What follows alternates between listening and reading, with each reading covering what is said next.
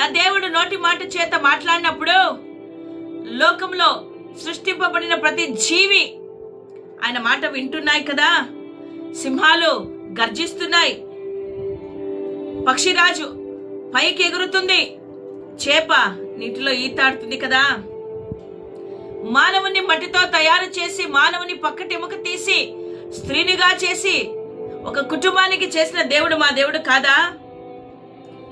ఇశ్రాయేలు ప్రజలు బానిసత్వంలో ఉన్నప్పుడు మోషేని పంపించి దేవుడు వారిని బయటికి తీసుకురాలేదా? అద్భుత కార్యాలు చేయలేదా? చేతి కర్రను కింద వేసినప్పుడు అది పాముగా మారలేదా? నీటిని రక్తంగా మార్చలేదా? జోరీగలు రాలేదా? పేళ్లు రాలేదా? కప్పలు రాలేదా? మిడతలు రాలేదా? వడగండ్ల వర్షం వచ్చిందే. ఇన్ని అద్భుతాలు